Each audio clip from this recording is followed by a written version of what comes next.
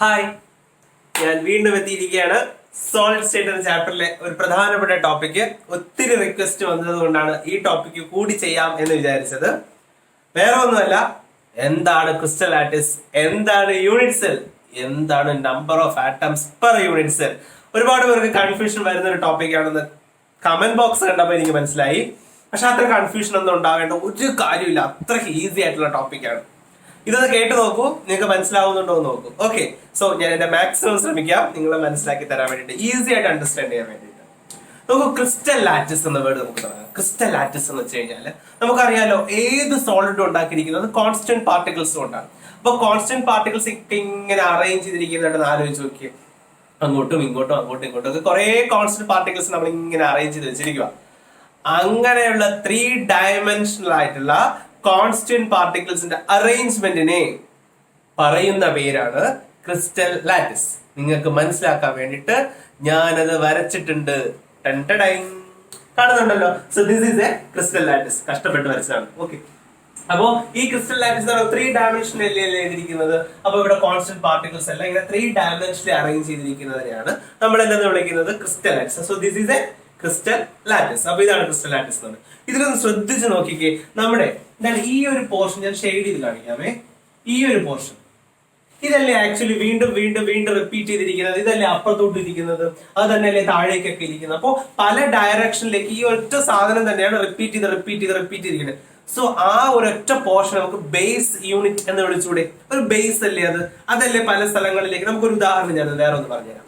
നമ്മുടെ വീട്, ഓക്കെ, നമ്മുടെ വീട് എന്ന് പറയുന്നത് ഒരു 3 ഡയമെൻഷൻ സ്ട്രക്ചർ ആണല്ലോ. ആ വീട് എന്ന് പറയുന്നത് ഒരു ക്രിസ്റ്റൽ ലാറ്റിസ് ആയിട്ട് സങ്കല്പിക്കും. ആ വീട് നിർമ്മിച്ചിരിക്കുന്ന ബേസിക് ആയിട്ടുള്ള സാധനം എന്തുവാ? ഒരു ബ്രിക്ക് അല്ലേ? സോ ബ്രിക്ക് അല്ലേ അവിടുത്തെ ഏറ്റവും ബേസിക് ആയിട്ടുള്ള യൂണിറ്റ് എന്ന് പറയുന്നത്? That basic unit is called unit cell. ആ ബേസിക് യൂണിറ്റിനെയാണ് എന്തെന്ന് വിളിക്കുന്നത്? നമ്മുടെ യൂണിറ്റ് സെൽ എന്ന് വിളിക്കുന്നത്. പക്ഷെ ഡെഫിനിഷനിൽ ചെറിയൊരു സാധനം കൂടി കയറി വരും. വേറെ ഒന്നുമല്ല, അത് ബേസിക് ആണ്. പക്ഷെ അത് എന്ത് ചെയ്യും? റിപ്പീറ്റ് ചെയ്യും. നമ്മളിപ്പോ വീട് വെക്കുമ്പോഴത്തേക്കും മുകളിലേക്കും സൈഡിലേക്കും ഒക്കെ റിപ്പീറ്റ് ചെയ്ത് വെക്കുന്നത് നമ്മുടെ ഈ യൂണിറ്റ് ആയിട്ടുള്ള ബ്രിക്ക് ആണല്ലോ. അതേപോലെ ഇത് തന്നെയല്ലേ പല ഡയറക്ഷനുകളിലേക്ക് ഇങ്ങനെ റിപ്പീറ്റ് ചെയ്യുന്നത്. അപ്പോഴല്ലേ ഹോൾ ക്രിസ്റ്റൽ ലാറ്റിസ് ആയിട്ട് മാറുന്നത്. സോ അങ്ങനെയുള്ള റിപ്പീറ്റിംഗ് ബേസിക് യൂണിറ്റ് ആണ്. അപ്പൊ repeating basic unit of a crystal lattice അല്ലെ, ക്രിസ്റ്റൽ ലാറ്റിസിന്റെ ഏറ്റവും ബേസിക് ആയിട്ടുള്ള റിപ്പീറ്റിംഗ് യൂണിറ്റ്, അതിനെ പറയുന്ന പേരാണ് യൂണിറ്റ് സെൽ. യൂണിറ്റ് സെല്ല് പ്രധാനമായിട്ടും 4 എണ്ണം ഉണ്ട്. അതിൽ നമ്മൾ സെന്റേർഡ് എന്നും നോൺ സെന്റേർഡ് എന്നും ക്ലാസിഫൈ ചെയ്യുന്നുണ്ട്. നോൺ സെന്റേർഡ്, അതായത് സെൻട്രൽ ആരും ഇല്ലാത്ത ഒരാളാണ് സിമ്പിൾ എന്ന് വിളിക്കുന്നത്. സിമ്പിൾ എന്നായിട്ടുള്ള ഒരു മനുഷ്യൻ. Okay, simple.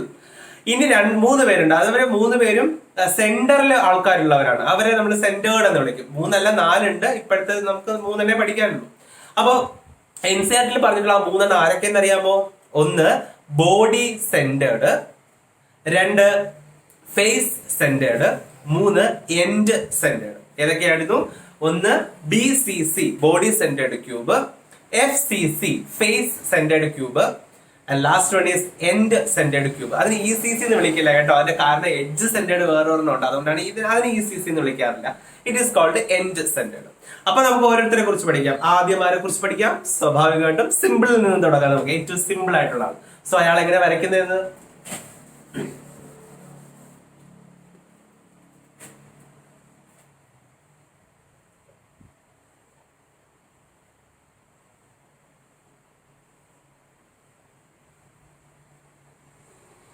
ഓക്കെ, ഇങ്ങനെയാണ് നമ്മൾ സാധാരണ സിമ്പിൾ ക്യൂബ് വരയ്ക്കുന്നത്. ഒരു ക്യൂബ് വരയ്ക്കും. ഇതിൽ ഇനി സിമ്പിൾ ആണെങ്കിൽ നിങ്ങൾ ചെയ്യേണ്ടത് എല്ലാ കോർണേഴ്സിലും പാർട്ടിക്കിൾസിനെ പ്ലേസ് ചെയ്യും. ഓക്കെ, ഇവിടെ ഒരു പാർട്ടിക്കിൾ, ഇവിടെ ഒരു പാർട്ടിക്കിൾ, ഇവിടെ ഓരോ കോർണേഴ്സിലും പാർട്ടിക്കിൾസിനെ പ്ലേസ് ചെയ്യാം. ഇത്രയേ ഉള്ളൂ simple. So simple is very simple. Okay, അപ്പൊ ഓർത്തിരിക്കുക, എവിടെ മാത്രമേ കാണത്തുള്ളൂ? കോർണേഴ്സിൽ മാത്രമേ പാർട്ടിക്കിൾസ് കാണത്തുള്ളൂ. അങ്ങനെ കോർണേഴ്സിൽ മാത്രമാണ് പാർട്ടിക്കിൾസ് ഇരിക്കുന്നതെങ്കിൽ അതിനെ വിളിക്കുന്ന പേരാണ് സിമ്പിൾ ക്യൂബ്. ഇവിടെ ഒരു കാൽക്കുലേഷൻ, കുട്ടികൾക്ക് ചെറിയൊരു കൺഫ്യൂഷൻ വരുന്ന കാൽക്കുലേഷൻ ഉണ്ട്. എന്താ അത്? Number of atoms per unit cell. അതിന്റെ ആദ്യം എന്തുകൊണ്ട് അത് കാൽക്കുലേറ്റ് ചെയ്ത് പറഞ്ഞത്? നമ്മളിത് കാണുമ്പോൾ തോന്നും ഇവിടെ എത്ര പാർട്ടിക്കിൾസ് ഉണ്ടെന്ന്. 8 കാരണം ഓരോ 8 കോർണേഴ്സ് ഉണ്ടല്ലോ. അപ്പൊ 8 കോർണേഴ്സിലും കൂടി 8 പാർട്ടിക്കിൾസ് ഉള്ളതായിട്ട് നമുക്ക് ഫീൽ ചെയ്യും. പക്ഷെ ആക്ച്വലി സത്യമല്ല. അവിടെ 8 പാർട്ടിക്കിൾസ് ഇല്ല. പിന്നെ എത്ര എണ്ണം ഉണ്ട്, അതിന്റെ കാൽക്കുലേഷൻ ആണ് number of atoms per unit cell എന്ന് പറയുന്നത്. സോ ആക്ച്വലി ഇവിടെ എത്ര ആറ്റംസ് ഉണ്ട് എന്നതാണ് നമ്മൾ കാൽക്കുലേറ്റ് ചെയ്യാൻ പോകുന്നത്. നമുക്ക് എങ്ങനെ കാൽക്കുലേറ്റ് ചെയ്യുന്നത്, എന്റെ കയ്യിൽ ഞാൻ പണ്ട് എപ്പോഴും പറയാറുള്ളത് പോലെ അനിമേഷൻസ് ഒന്നും അല്ല, അപ്പൊ വലിയ ടൂൾസും കാര്യങ്ങളൊന്നും ഇല്ല. അപ്പൊ ഉള്ളത് വെച്ച് ഞാൻ എന്നാലാവുന്ന രീതിക്ക് പറഞ്ഞുതരാം. ഇപ്പൊ എന്റെ കയ്യിൽ ടൂൾ ആയിട്ടുള്ളത് ഒറ്റ സാധനം, നമ്മുടെ മഷി വാങ്ങിക്കുന്ന ബോക്സ് ആണ്. ഓക്കെ, ഇതിനെ ഒരു യൂണിറ്റ് സെല്ലായിട്ട് നിങ്ങൾ കണക്കാക്കും. So this is A unit cell. Okay, this is A simple unit cell. ആ യൂണിറ്റ് സെല്ലിന്റെ ഒരു കോർണർ ആണ് ഇത്. ഓക്കെ, ആ കോർണറിൽ ഒരു പാർട്ടിക്കിൾ ഉണ്ട് എന്ന് വിചാരിക്കുക. So this is A corner. നിങ്ങൾക്ക് വേണ്ടി ഞാൻ മാർക്ക് ചെയ്യാം. So this is A corner. ആ കോർണറിൽ ഒരു പാർട്ടിക്കിൾ ഉണ്ട് എന്ന് നിങ്ങൾ വിചാരിക്കുക. ഓക്കെ, ഇനി നമ്മൾ ചെയ്യാൻ പോകുന്നത് വേറൊരു യൂണിറ്റ് സെല്ലും കൂടി നമ്മൾ ആ പോയിന്റിൽ പ്ലേസ് ചെയ്യണം. വേറൊരു യൂണിറ്റ് സെല്ലും കൂടി നമ്മൾ ആ പോയിന്റിൽ പ്ലേസ് ചെയ്യണം. ഇപ്പൊ നോക്കൂ, ആ കോർണർ എന്ന് പറയുന്നത് രണ്ടു പേർക്കും കോമൺ ആയിട്ട് മാറിയില്ലേ? ശ്രദ്ധിച്ചു നോക്കൂ അല്ലെ, ആ കോർണർ രണ്ടു പേർക്കും കോമൺ ആയിട്ട് മാറി. ഇപ്പൊ രണ്ടുപേരും കൂടിയല്ലേ ആ ഒറ്റ കോർണർ ഷെയർ ചെയ്യുന്നത് അല്ലെ? രണ്ടുപേരും കൂടിയാണ് ആ ഒറ്റ കോർണർ ഷെയർ ചെയ്യുന്നത്. അപ്പൊ ഒരാൾക്ക് എത്ര കിട്ടും? തീർച്ചയായിട്ടും അര അല്ലെ? കാരണം ഒരു പോയിന്റ് രണ്ടു പേര് ഷെയർ ചെയ്താൽ അതിന്റെ പകുതി ഒരാൾക്കും പകുതി വേറൊരാൾക്കും. അപ്പൊ 1/2 ആണ് ഒരാൾക്ക് കിട്ടുന്നത്, ആണല്ലോ? അത് നിങ്ങൾക്ക് അറിയാം. രണ്ടുപേര് തമ്മിൽ ഷെയർ ചെയ്യുമ്പോൾ ഒരു സാധനം രണ്ടുപേര് ഷെയർ ചെയ്താൽ ഒരാൾക്ക് 1/2 കിട്ടൂ. പാഞ്ചാലി എത്ര പേരാ ഷെയർ ചെയ്തത്? 5 പേരല്ലേ? അപ്പൊ ഒരാൾക്ക് എത്ര കിട്ടും? 1/5. പ്രശ്നങ്ങളൊന്നും ഉണ്ടാവില്ലല്ലോ അല്ലേ? അപ്പൊ ഇത് ഓർത്തിരിക്കുക. അപ്പൊ ഇവിടെ ഒരു പോയിന്റ് രണ്ടുപേര് ഷെയർ ചെയ്തു, അപ്പോ 1/2 ഓരോരുത്തർക്ക് കിട്ടും. സപ്പോസ് ഒരു വേന്ദ്രനും കൂടി അങ്ങോട്ട് വന്നു വിചാരിക്കും, ഒരാള് കൂടി അങ്ങോട്ട് വന്നു വിചാരിക്കുക. ഒരാള് കൂടി അങ്ങോട്ട് വന്നു, കണ്ടോ? ഓക്കെ, ഇപ്പോ ആ കോർണർ എത്ര പേരാ ഷെയർ ചെയ്തിരിക്കുന്നു നോക്കിയിട്ട് പറഞ്ഞു. ആ കോർണർ എത്ര പേര് ഷെയർ ചെയ്തു? 3 പേര് ഷെയർ ചെയ്തു. 3 പേര് ഷെയർ ചെയ്താൽ ഒരാൾക്ക് എത്ര കിട്ടും? 1/3 ആണല്ലോ? അപ്പൊ ഒരാൾക്ക് 1/3 കിട്ടും, ബാക്കി മറ്റൊരാൾക്ക് 1/3, താഴെ ഇരിക്കുന്ന ആൾക്ക് 1/3. അപ്പൊ 3 പേരാണ് ഇപ്പൊ ഷെയർ ചെയ്തിരിക്കുന്നത്. സപ്പോസ് അവിടെ ഒരാൾ കൂടി വന്നു വിചാരിക്കുക, ഇപ്പൊ എത്ര കിട്ടും ഒരാൾക്ക്? 1/4. അപ്പൊ ഒരു കോർണർ എത്ര പേര് ഷെയർ ചെയ്തു? 4 പേര് ഷെയർ ചെയ്തു. അപ്പൊ ഞാൻ ഇതിനെ ഇങ്ങനെ വെക്കുകയാണ്. Okay, this is structure. So this corner is shared by 4 unit cells.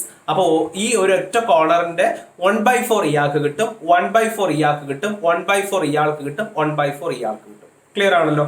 So അങ്ങനെ എനിക്ക് ഇത് ഷെയർ ചെയ്തെടുക്കുന്നത്. പക്ഷേ ഒരുത്തന്റെ ഇവിടെ വന്നിരുന്നാലോ? കാണുന്നുണ്ടല്ലോ ഇങ്ങനെ. ഓക്കെ, സോ ഇങ്ങനെ വന്നിരുന്നാലോ? അപ്പൊ അത് സ്വാഭാവികമായിട്ട് അയാളും അതിന്റെ ഒരു വീതം എടുക്കത്തില്ലേ? അങ്ങനെ എടുക്കുമ്പോഴത്തേക്കും ഇപ്പൊ എത്ര പേരാ ഷെയർ ചെയ്തത്? 5 പേരല്ലേ ഷെയർ ചെയ്തത്? അപ്പൊ 5 പേര് ഷെയർ ചെയ്താൽ എത്ര കിട്ടും? ഒരാൾക്ക് 1/5 കിട്ടും.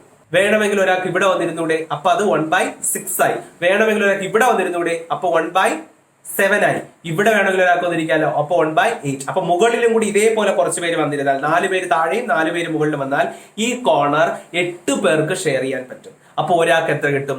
1/8 കിട്ടും. ക്ലിയർ ആയി എന്നാണ് എന്റെ വിശ്വാസം. ആ പോയിന്റ് 8 പേര് തമ്മിൽ ഷെയർ ചെയ്തു. നോക്കൂ, ഇങ്ങനെ 4 എണ്ണം മുകളിലും കൂടി വന്നിരിക്കുമ്പോഴേ ആ പോയിന്റ് കറക്റ്റ് നടുക്കായി. ഇനി ആർക്കും ഷെയർ ചെയ്യാം, കാരണം മുകളിലും കൂടി ആളാവുമ്പോൾ ഇത് കറക്റ്റ് നടുക്കായി. ഇനി ആർക്കും ഷെയർ ചെയ്യാൻ പറ്റില്ല. അപ്പൊ എത്ര പേർക്ക് ഷെയർ ചെയ്യാൻ പറ്റും? ഒരു കോർണർ 8 യൂണിറ്റ് സെല്ലുകൾക്ക് ഷെയർ ചെയ്ത് കൊടുക്കാൻ പറ്റും. അങ്ങനെയെങ്കിൽ ഒരാൾക്ക് എത്ര കിട്ടും? 1/8 കിട്ടും. ക്ലിയർ ആയോ പറഞ്ഞത്? അപ്പോ നമ്മൾ നോക്കുമ്പോ ഈ ഒറ്റ സ്ഫിയർ ഇയാൾക്ക് സ്വന്തമായിട്ട് തോന്നും. പക്ഷെ അങ്ങനെയല്ല, 8 പേരും കൂടി ഷെയർ ചെയ്തിട്ട് വെറും 1/8 മാത്രമാണ് ഈ യൂണിറ്റ് സെല്ലിന് സ്വന്തമായിട്ട് കിട്ടുന്നത്. സോ ഇതിന്റെ വെറും 1/8 മാത്രമേ ഇയാൾക്ക് സ്വന്തമായിട്ടുള്ളൂ. ഇത് തന്നെയാണ് എല്ലാ കോർണറിന്റെ അവസ്ഥ. അപ്പൊ ഇവിടെയും 1/8, ഇവിടെയും 1/8, ഇവിടെയും 1/8, എല്ലായിടത്തും 1/8 മാത്രമേ അയാൾക്ക് സ്വന്തമായിട്ടുള്ളൂ. അങ്ങനെയുള്ള എത്ര കോർണേഴ്സ് ഉണ്ട്? അങ്ങനെയുള്ള 1/8 ഉള്ള എത്ര കോർണേഴ്സ് ഉണ്ട്? 8 കോർണേഴ്സ് ഉണ്ട്. അപ്പൊ 8 നിന്നും കൂടി 1/8. What is the total? അത് കണ്ടുപിടിക്കാൻ നമ്മൾ എന്ത് ചെയ്താൽ മതി? 1/8 into 8 is equal to 1. That is the answer. ഇപ്പൊ ക്ലിയർ ആയോ പറഞ്ഞത്? ഇതിനെയാണ് നമ്മൾ ഇസഡ് വാല്യൂ കാൽക്കുലേഷൻ എന്ന് പറയുന്നത്. ഇസഡ് വാല്യൂ എന്ന് വെച്ച് കഴിഞ്ഞാൽ number of atoms per unit cell. ഒരു കാര്യം നിങ്ങൾ തെറ്റിക്കാതിരിക്കാൻ വേണ്ടി ഇപ്പോഴേ പറഞ്ഞുതരാം. ഈ ആറ്റത്തിന് തന്നെയാണ് പിന്നീട് ഈ ചാപ്റ്ററിന്റെ അവസാനമൊക്കെ നമ്മൾ സ്ഫിയർ എന്ന് വിളിക്കുന്നത്. അപ്പൊ പാക്കിംഗ് എഫിഷ്യൻസിലൊക്കെ നമ്മൾ സ്ഫിയർ എന്ന വേർഡാണ് യൂസ് ചെയ്തത്. അപ്പൊ സ്ഫിയർ എന്ന് പറഞ്ഞാലും ആറ്റംസ് എന്നൊക്കെ പറഞ്ഞാലും എല്ലാം ഒന്ന് തന്നെ ഇവിടെ ഉദ്ദേശിക്കുന്നത്. അപ്പൊ അത് സിമ്പൽ ഇസഡ് ആണ്. അപ്പൊ Z is equal to 1/8 into 8 is equal to 1. That is the calculation corners. Clear ആയി കാണും എന്നാണ് എന്റെ വിശ്വാസം. ഓക്കെ, അപ്പൊ ഇതാണ് കോർണേഴ്സിലെ കാൽക്കുലേഷൻ. അപ്പോ Z value of simple cube എത്രയും ചോദിച്ചു കഴിഞ്ഞാൽ സിമ്പിൾ ക്യൂബിന്റെ ഇസഡ് വാല്യൂ എത്രയാണ്? 1 ആണ്. മറക്കില്ലല്ലോ. എങ്കിൽ പിന്നെ നമുക്ക് സെന്റേർഡിലേക്ക് പോവാം. സെന്റേർഡിൽ ഏത് ആദ്യം പഠിക്കാം? BCC പഠിക്കാം അല്ലെ? നമുക്ക് BCC അഥവാ body centred cube. Body centred cube എന്ന് പറയുമ്പോൾ ആകെ വ്യത്യാസം എന്ന് പറയുന്നത് ഇതുപോലെ തന്നെ, പക്ഷെ ബോഡിയുടെ സെന്ററിലും കൂടി ഒരാൾ കാണും, അത്രയേ ഉള്ളൂ. ഓക്കെ, അപ്പൊ ഈ പറഞ്ഞ കോർണേഴ്സിലും കൂടി പാർട്ടിക്കിൾസ് പ്ലസ് എവിടെയും കൂടി ഉണ്ട്, ബോഡി സെന്ററിലും കൂടി പാർട്ടിക്കിൾസ് ഉണ്ട്. അങ്ങനെയെങ്കിൽ നമുക്ക് അവിടുത്തെ ഇസഡ് വാല്യൂ കാൽക്കുലേറ്റ് ചെയ്യാം. ആരെ കാര്യമൊന്നുമില്ല, ഇപ്പൊ നമുക്ക് ഏകദേശം എല്ലാം ക്ലിയർ ആയി വരുന്നുണ്ട്. സോ ഇസഡ് വാല്യൂ കാൽക്കുലേഷനിൽ അറ്റ് കോർണേഴ്സിൽ എത്രയാ? നേരത്തെ പറഞ്ഞതുപോലെ കഥയ്ക്കുന്ന വ്യത്യാസമല്ല, കോർണേഴ്സ് എല്ലാം എപ്പോഴും ഒരേ കാൽക്കുലേഷൻ തന്നെ വരും. 1/8 അങ്ങനെയുള്ള എത്ര corners into 8 is equal to 1. അത് ഓക്കെ. ഇപ്പൊ ഇവിടെ ഒരാളും കൂടി, ഒരു നായകൻ കൂടി കയറി വന്നിട്ടുണ്ട്. ആരാ അത്? അത് തന്നെ നമ്മുടെ ബോഡി സെന്ററിൽ ഇരിക്കുന്നത്. അതായത് ഇപ്പൊ ഇതാണ് സിമ്പിൾ ക്യൂബ്, ഇതിനകത്താണ് ഇരിക്കുന്നത്. ഇതിനകത്തിരിക്കുന്ന ആൾ ആര് ഷെയർ ചെയ്യാനാ? അപ്പൊ അകത്തിരിക്കുന്ന ഒരാളെ ആർക്ക് ഷെയർ ചെയ്യാൻ പറ്റില്ല, അത് അയാൾക്ക് സ്വന്തം. ഓക്കെ, അയാളുടെ മാത്രമാണ്. അപ്പൊ അങ്ങനെയെങ്കിൽ ഈ ബോഡി സെന്ററിൽ ഇരിക്കുന്ന ഒന്നേ ഉള്ളൂ ഒരു സ്ഫിയർ, അത് അയാളുടെ മാത്രം സ്ഫിയർ ആണ്. ഓക്കെ, അപ്പൊ at body centre is equal to 1. So what is the total? Total എന്ന് പറയുന്നത് കോർണേഴ്സിലെല്ലാം കൂടി 1 പ്ലസ് ബോഡി സെന്ററിലെ 1. So the total will be 2. So Z value BCCയുടെ ബോഡി സെന്റേർഡിന്റെ എത്രയാണ്? That is 2. ക്ലിയർ ആയി കാണും അല്ലെ? എങ്കിൽ നമുക്ക് അടുത്ത ആരിലേക്ക് പോകാം? ഫേസ് സെന്റേർഡിലേക്ക് പോകാം. ഫേസ് സെന്റേർഡ് എന്ന് പറയുമ്പോൾ അത് ഈ ബോഡി സെന്ററിൽ പാർട്ടിക്കിൾ ഇല്ല, പിന്നെ എവിടെ കാണും? ഫേസിന്റെ സെന്ററിൽ. എന്താ ഫേസ്? ഇത് തന്നെ നിങ്ങളുടെ മുഖം അല്ലെ?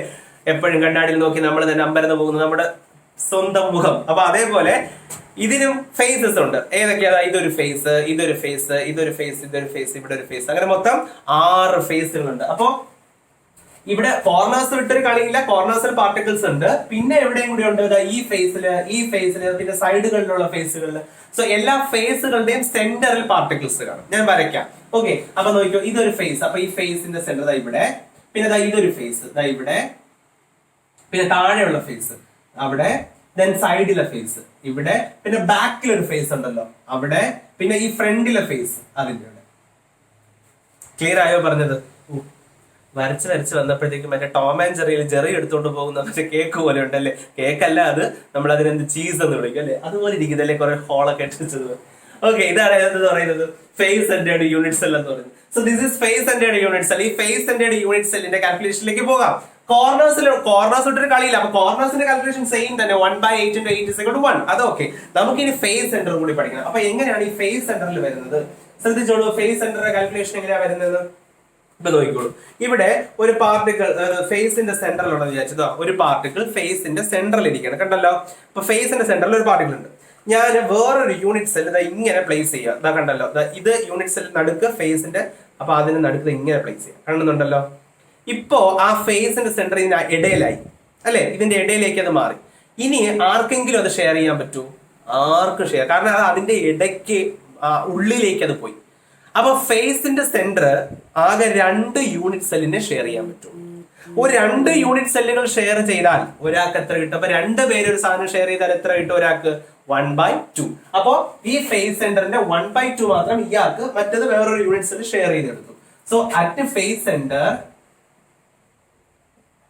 1/2 വെച്ചാണ് ഉള്ളത്. അങ്ങനെയുള്ള എത്ര ഫേസസ് ഉണ്ട്? ഓരോ ഫേസ് സെന്ററിൽ അര വെച്ച് കിട്ടും. അങ്ങനെയുള്ള എത്ര ഫേസസ് ഉണ്ട്? മുകളിൽ 2, 4 സൈഡിൽ. Total 6 faces. അപ്പൊ 1/2 × 6. So what is the answer? 3 is the answer. അങ്ങനെയെങ്കിൽ what is the total? Total എടുക്കുമ്പോ 3 + 1, കാരണം 3 ഫേസിൽ നിന്ന് കിട്ടി, 1 കോർണറിൽ നിന്ന് കിട്ടി. So total is 4. ഓക്കെ, ഏറ്റവും വലിയ ഇസഡ് വാല്യൂ ആണത്. അപ്പൊ ഇസഡ് വാല്യൂ ഏറ്റവും കൂടുതലുള്ള ആളാണ് FCC. FCCയുടെ ഇസഡ് വാല്യൂ എത്രയാണ്? 4 ആണ്. ഈസി അല്ലേ? മനസ്സിലായല്ലോ നിങ്ങൾക്ക്? അപ്പൊ ഇതാണ് ഫേസ് സെന്റേർഡിന്റെ കാൽക്കുലേഷൻ. ഇനി ഒറ്റ ഒരാളും കൂടെ അല്ലേ ഉള്ളൂ നമുക്ക്. ആരാ? End centred. എന്താ എൻഡ് എന്ന് വെച്ചാൽ അറ്റം. ഒരു വസ്തുവിന് എത്ര അറ്റമുണ്ട്? 2 അറ്റം. ഓക്കെ, ഒരു വസ്തുവിന് 2 അറ്റം, ഒരു തുടക്കവും ഒരു ഒടുക്കവും അല്ലെ? 2 അറ്റങ്ങളാണ് കാണുന്നത്. സത്യം പറഞ്ഞാൽ നമ്മുടെ യൂണിറ്റ് സെല്ല് നോക്കുമ്പോഴേ അറ്റങ്ങൾ എന്ന് പറഞ്ഞാൽ ഈ ഫേസ് അല്ലേ, മറ്റേ അറ്റം എന്ന് പറഞ്ഞാൽ ഈ ഫേസ് അല്ലേ എന്ന് പറഞ്ഞാൽ ഈ സൈഡിലുള്ള ആരും വേണ്ട. പിന്നെ എവിടെ മാത്രം നിങ്ങൾ എടുത്താൽ മതി? മുകളിലെ ഫേസും താഴെയുള്ള ഫേസും മാത്രം എടുത്താൽ മതി. ആ ഫേസുകൾ തന്നെയാണ് ഇവിടുത്തെ എൻഡ്സ് എന്ന് വിളിക്കുക. എൻഡുകൾ എന്ന് പറയുന്നത് അത് തന്നെയാണ്. അപ്പൊ അതിന്റെ സെന്ററിൽ എന്ന് പറഞ്ഞാൽ നേരത്തെ എടുത്തതിൽ 6 ഫേസസ് എടുക്കണ്ട, പകരം അറ്റങ്ങളായിട്ടുള്ള 2 ഫേസുകൾ മാത്രം എടുത്താൽ മതി. അപ്പൊ കാൽക്കുലേഷനിൽ വ്യത്യാസം വരൂ, ഒരൊറ്റ വ്യത്യാസമല്ലേ വരുള്ളൂ. അത് ഫേസ് സെന്റർ ആയാലും എൻഡ് സെന്റർ ആയാലും അരയല്ലേ ഒരാൾക്ക് കിട്ടത്തുള്ളൂ.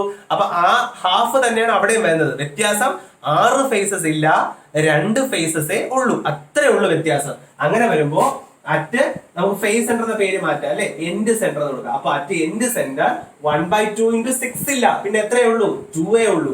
സോ 2 ഉം 2 ഉം വെട്ടിപ്പോവും, ദ ആൻസർ വിൽ ബി 1. അപ്പൊ ടോട്ടൽ എത്ര വരും, 1 + 1, ദ ആൻസർ വിൽ ബി 2.